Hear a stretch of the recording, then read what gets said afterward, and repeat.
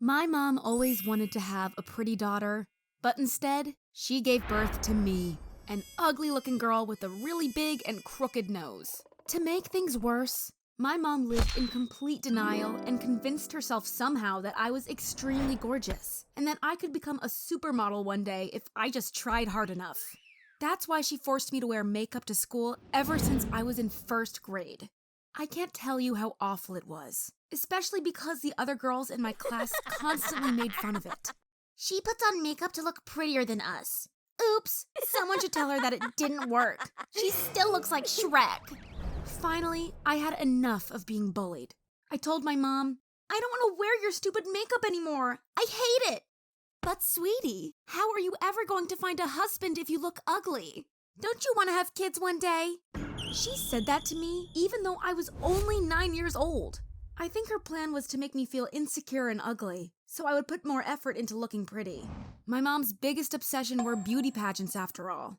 Once a month she would take me to another city, put me into a ridiculous-looking costume, and make me go on stage. I can't put into words how much I hated those competitions. The other mothers always stared at me with a face like, "What is this ugly girl doing on stage? Get her off." Meanwhile, my mom would scream as loud as she could, Smile more, smile more. One time on stage I got asked, "What makes you different from the other girls?" And I should have responded, "What makes me different is that I'm ugly." But I didn't want to embarrass my mom in front of the other mothers.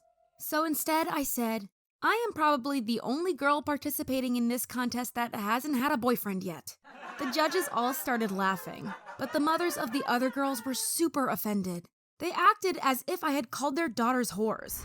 That's what's so creepy about beauty pageants for children. All the moms think their daughter is the prettiest and most perfect girl in the world. And meanwhile, they use every chance they get to trash talk the daughters of other moms. I once even overheard a mom say, "Did you see that girl in the blue dress? She was so ugly. Next time she should wear a paper bag over her head." It was such a toxic environment, and I desperately wanted to get out of it. But the more competitions I lost, the harder my mom made me practice at home. On weekends, I had to practice poses and strutting down the catwalk until my feet were sore.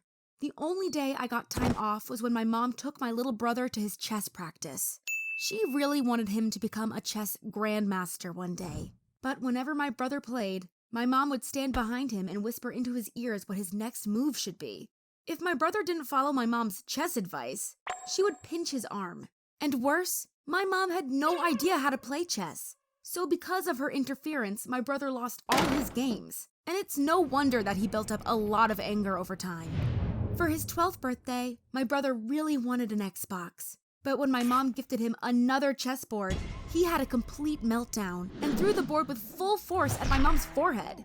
Not only did she get knocked out, but she also got a big scar in the middle of her forehead that you can still see today. After that, she never forced my brother to play chess again. Unfortunately, I didn't have the guts to stand up to my mom and hurt her. Instead, I just kept losing beauty pageants, and over time, she came to the conclusion that it was my fault I wasn't winning because I was too fat. Today, you will start your diet and only eat 2 apples. You have to get skinny. Okay, Mom, I will lose weight for you, but you also have to promise me something. If I should get skinny and still not win any beauty pageants, then please let me find a new hobby. Don't worry, sweetie. You will win. It's guaranteed. Well, guess what? I lost a couple pounds of weight and went to another pageant. The judges had known me for years and seen me lose every single contest. So, out of pity, they decided to let me win for once. Of course I knew I didn't deserve to win because I was the ugliest of all contestants, but I still appreciated their kind gesture nonetheless. Unfortunately, my mom didn't get it. She believed that I had won the contest because of the diet she had put me on. She said, "If you lose some more weight, you will become the next big supermodel, I promise you." Afterward, she forbade me from eating anything over the weekends. "Mom, you can't take away my food. You are starving me." Starving you? I would never do that. It's called fasting. Religions have practiced fasting for millennia. Luckily, I knew better. Kids require lots of food and nutrients to develop. So, I asked my brother to bring me food at night and in secret. Meanwhile, my mom posted hundreds of photos of me winning that one beauty pageant on Instagram, always with the caption, prettiest girl in the world. But unfortunately, my classmates found out about it and made fun of me for it again. You must have bribed the judges to win that beauty contest. Don't think you can trick us into believing you are prettier than us. You probably think I should have simply refused to participate in any more beauty pageants, but I didn't want to disappoint my mom. She was working in a call center selling life insurance, and every day she came home from work and told me, "Oh, I hate my job so much, I want to kill myself." Meanwhile, you, sweetie, you are what keeps me going. One day you will become a famous model. Well, I wanted my mom to be happy, so I continued to do whatever she was expecting of me. But on my 16th birthday, she did something truly disgusting. She gave me a folded paper and said, "Here is your birthday present, sweetie." I unfolded it and read 3 words: free nose job. You must be kidding me. No, I'm not. You always told me that you think you are ugly, so let's change that. But I am fine with being ugly. I will never look like a model, and that's okay. Sweetie, I think you already look gorgeous, but why not make you even prettier? The following weeks, my mom spent all her free time showing me celebrities who had gone under the knife to look better. She was most impressed by Bella Hadid, who went from below average looking to being super gorgeous and hot. She continued, "Attractive women make more money, find better husbands, and are generally treated better by society. Why should you put up with having a big, ugly nose when you can change it?" Did my mom just say I had a big, ugly nose?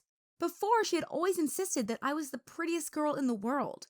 So this comment really hurt and made me feel insecure. But it gets worse. My mom asked our neighbor's son to come over, and while secretly filming him, she asked, "Do you find my daughter attractive?" "Oh, I don't know her well." "Be honest. We both know she isn't pretty. But on a scale from 1 to 10, how would you rate her?" "Well, to be honest, I think she is a 1. Later, my mom showed me the video, and when I heard that the boy thought I was a 1 out of 10, I started crying. My mom was hell-bent on making me feel insecure, and her plan was working. Meanwhile, I'm also a pretty open-minded person, so I asked myself what the downside of getting plastic surgery was. And honestly, the only negative aspect I could think of was that my classmates would surely make fun of me if they saw I had gotten a nose job, especially because I was still only a teenager. Well, my mom kept reminding me for a few more weeks just how ugly I was until I gave in and got a nose job, just like she wanted. However, only 80% of people who get a nose job are satisfied with the results. This means that 20% have a bad outcome. I mean, what if something went wrong and I turned out even uglier than before? Well, 1 week after the operation, I could take off the bandage, and oh my god, my nose looked like that of a supermodel. It was crazy. I wasn't just less ugly, but I was one of the pretty girls now. I ran to my mom and said, "Thank you so much. It looks amazing." My mom was just as impressed as I was, and she convinced me that same day to also get cheek implants to make my cheeks look fuller. It's weird. Growing up, I always thought I didn't care that I was ugly. But now that I had a chance to turn things around and become really good looking, my appearance became all I cared about. When I got back to school with my perfect nose, all the other girls were jealous and trash-talked me. "Do you really have such low self-esteem that you need plastic surgery? How pathetic." "Oh, really? So, according to your logic, anyone who wants to change their body has low self-esteem? What about people who want to lose weight? Do you think that they are pathetic too?" You see, to me, plastic surgery has become just another form of self-improvement. Some people are born pretty by sheer luck, and this is my way of evening out the playing field. Also, my classmates kept calling me fake and plastic, so out of spite, I got even more done on my body. Boob job, cheek implants, tummy tuck. Piece by piece, I turned into a stunningly hot girl. But while it improved my self-image, it's easy to get addicted to just finding one more thing to change. Especially if your mom pays for everything and pressures you into getting more and more done. She recently told me, "You know that I got $60,000 in debt to buy you all that surgery, right? You should start searching for a guy who can pay that off, or else I'm screwed because I have to pay 12% yearly interest on this debt." Yeah, I'm still only 17 and my mom wants me to seduce rich guys to make money. I guess everything comes with its price. In the end, I'm not sure if enhancing my body made me a happier person. Right now, I'm always comparing myself to other girls, and whenever I'm not the prettiest girl in the room, I immediately feel insecure and bad about myself.